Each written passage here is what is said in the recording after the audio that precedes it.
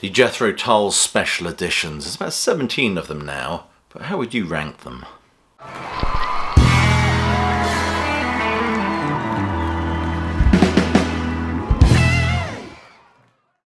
Welcome Classic Rock fans to a special video, hot off the heels of my Living in the Past special edition deluxe unboxing. There's been about 17 of these sets so far, but which is the best one? I thought I'd rank them all, not by the music, but purely by the packaging and content. If you're new to this channel, please do click like, subscribe, check that notification bell, and check all the links below this video for ways you can support the sterling work done at Classic Album Review. It's always much appreciated. Well, that's that said, almost anyway. So anyway, which is the best Tull box set so far? Let's get into it. Well, starting off at the bottom of my list is Jethro Tull Thick as a Brick, the deluxe edition. The reason being is that there's just not a lot to. I think this was the first one that came out. I think they've gotten so much better as they've gone on. This just has a CD and a DVD. The DVD is primarily stereo mix, 96, 24 PCM, and DTS, I think. There's a radio ad as well. But in terms of the booklet, we get a lot of it is just taken up with the reproduction of the newspaper. And the booklet itself is rather thin, so it's rather sparse, to be honest with you. Personally, I think, Ian Anderson might say there isn't any archive material or anything to release with it. Personally, by now I would have been sourcing really good quality audience bootlegs and seeing what I could do with modern AI technology to clean them up. I would have included that on here. But anyway, the bottom of the pile is this one, Jethro Tull's Thick as a Brick. And number 16 is the Christmas album, simply because there's not a great deal there, really. The booklet's beautifully presented in terms of the artwork, things like that. But it's really just the album, the 2003 mixes, and you get the remix by Bruce Sword, so it's a repetition of that, but he does a good job on it. You get CD3, which is Christmas at St. Bride, Sorry, and Ian Anderson Band CD4. Would have been nice to have some actual concert, so I wonder if any of this was filmed, I don't know, but it would have been nice to have some extra stuff there. And number 15 is one of my favourite Jethro Tull albums, which is The Passion Play. Sonically, it's absolutely fantastic. I do enjoy Stephen Wilson's remixes. I know some of you have expressed concerns. On the Passion Play, I think there's a couple of extra bits in there that they found, like Forest Dance. I think Forest Dance 2 is new, isn't it? Could be wrong there. Then we get CD2, which is the Chateau d'Erouville sessions. And these are exactly as they are in the can, so to speak. And they sound very stark and unfinished, which is indeed they were. My only criticism is, personally, I would have included the Chateau Disaster tapes that were on the 20 Years of Jethro Tull box set. I love what Ian Anderson did to those recordings, and I think it would have been befitting to include them in here. They have been subsequently released, but nevertheless, I think this is the right place for them. And number 14 is Aqualung. This was just reissued, really, because it was released as a kind of a bog standard CD version, then they decided to reissue it in these hardback book versions, so we can all be consistent. Us oldies like things to be neat and uniform. There's almost a joke there. Nice booklet, really nice booklet. In terms of the content, we get Aqualung album. Stephen Wilson does a good job in terms of salvaging what he can from this record, which the sound is pretty emaciated to begin with. The associated recording is absolutely wonderful. I don't think there's anything unreleased there. And then we get I think a DVD with lots of different sort of audio transfers. But there's not a great deal there, in my opinion, but it's a lovely item anyway. Number 13 is Too Old to Rock and Roll, a curious item in the old Jethro Tull catalogue. Some lovely stuff on there, including associated recordings and the original album flat transfer. And some of the DVD content is quite nice as well. Interesting booklet. As you can see, the contents were getting better and better with these subsequent sets. Number 12, I've got the War Child set. We get CD1 War Child, and then we get the second act, which is associated recordings. We get the orchestral recordings as well. We get two DVDs of audio and video. I suppose it gets to the point where there just isn't any more material around these albums to release, but nevertheless, it's a fine set. Number 10 is Minstrel in the Gallery. This is a wonderful set. It includes the live at the Paris Sports in 1975. Really is a nice set, including DVD audio and video. The letdown with this is really, it's not Ian Anderson's fault, of course, is that they couldn't trace the actual video. The film, This Concert in Paris, was actually filmed.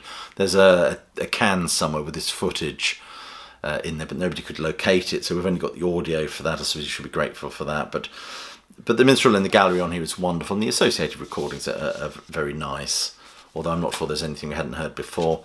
Booklet a little bit on the thin side, I think, compared to the other ones, but a lovely set. And in the top 10, number 10 is Stand Up. This has got to be in the top 10, or near as damn it anyway, because of the wonderful stand-up-y bit.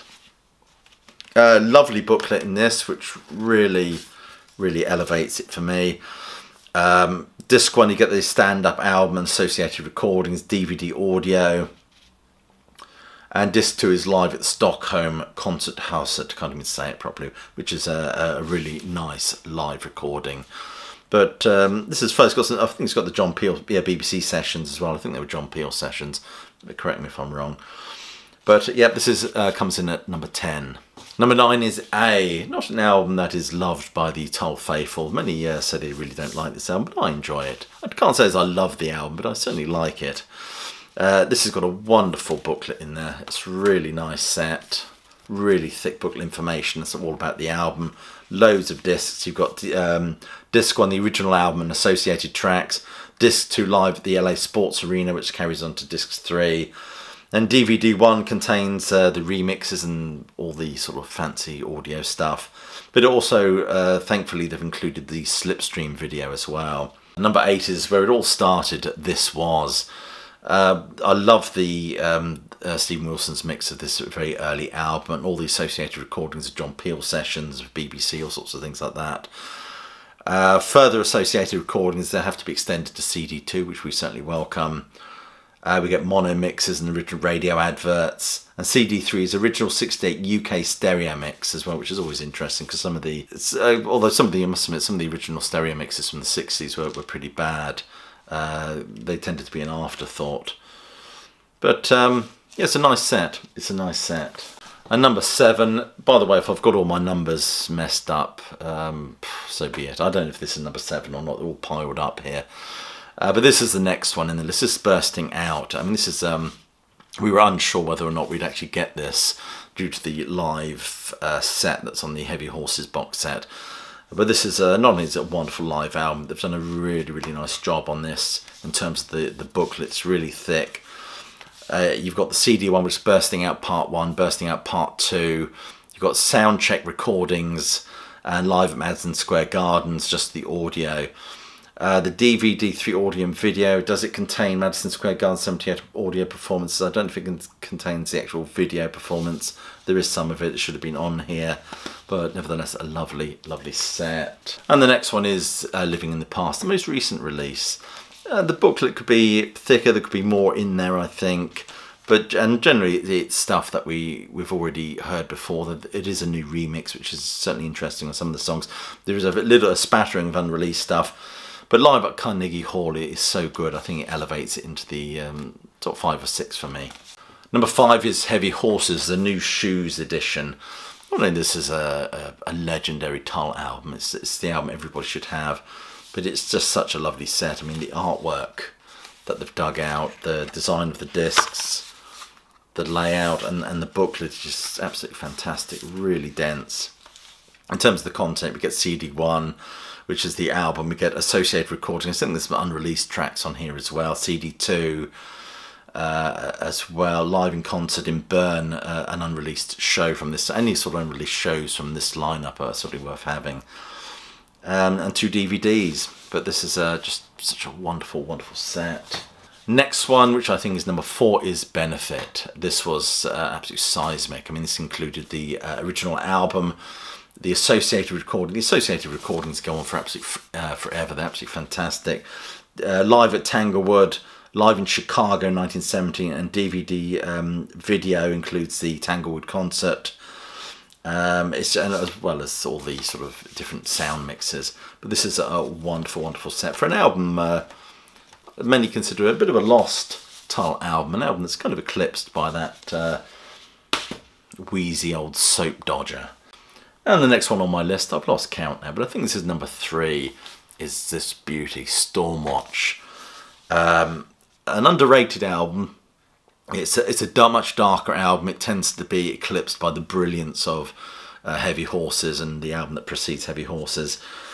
But many consider it to be almost part of a trilogy, not just because of the Tull lineup, because it has a kind of an eco theme under threat. You've got the idealism, almost Midsummer Night's Dream atmospheres of Songs for the Wood. Then you get the harsh realities of country life depicted in Heavy Horses. And this has as I said, it's a very dark sort of eco theme to it. Maybe I'm just reaching it, but anyway, this is the next one for me. The disc one, the original album, wonderful mix of the original album. The associated recordings are fantastic. I think there's some unreleased stuff, unfinished masters and things like that. Disc 2 is live in The Hague, Hague, Netherlands, not sure how you pronounce it. 1980, which is from this tour. I think Dave Pegg actually is playing bass with them by now. And that goes on to disc 4. I think it would have been nice. You got 2 DVDs. I think what would have been nice with this is one, there's a documentary. There's actually a documentary of this tour. If they dug that out and included it on here, that would have been really welcome. And also, I think there's some studio performances. I've seen performances on German TV of doing songs from this album.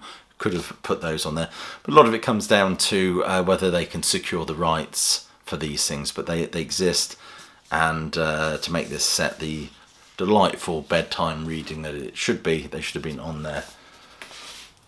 Number 2 is the awesome Songs from the Wood. I mean, this is such a wonderful, wonderful set, beautifully represented on a lovely booklet, as you can see, including lots of stuff on sort of woodland myth, and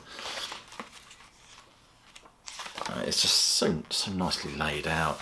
But what you get on here is not only is the remarkable original album called Remixed, the associated recordings including unreleased tracks, unreleased demos and things like that. You get CD2, which is live in concert, mixed in stereo by Jacko.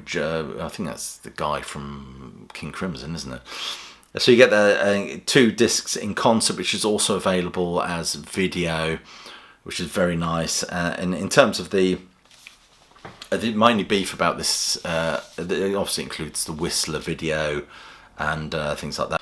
Mainly beef for this is I would have liked seeing the Gold is Green concert included on here. It was filmed by the BBC. The problem with that, of course, is the BBC want an awful lot of money to give you the rights to use this material, which is probably why Ian shied away from it. It would have added another disc to the set, and it would have certainly upped the price. Also, there is another thing that's omitted from here, which is a real shame. This is a concert recording of this tour at the Hammersmith Odeon, which is soundboard. Sounds fantastic. That should have been included in there as well. But number 1, in terms of the best set ever so far, it has to be Broadsword and the Beast.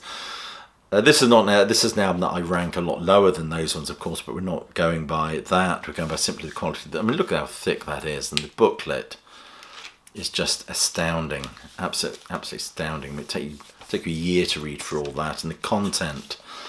The Broadsword and the Beast, the Stephen Wilson mix, the associated recordings, live in Germany, more associated recordings, the early 1981 sessions, demo recordings, original 81 master mix.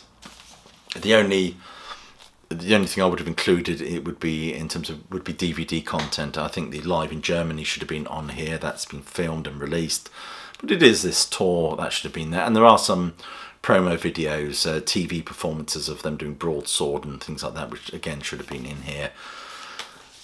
But Minor Quibbles, I think. A great title for an album, Minor Quibbles. Anyway, so that's how I would rank all these wonderful, wonderful Tull sets. I'd love to know your thoughts on how you would rank them, or certainly which one you would consider the best in terms of the content and presentation. Anyway, I'll leave it there. I'll just leave you with my closing salvo, which is hope you're well, staying safe, and of course that you keep listening.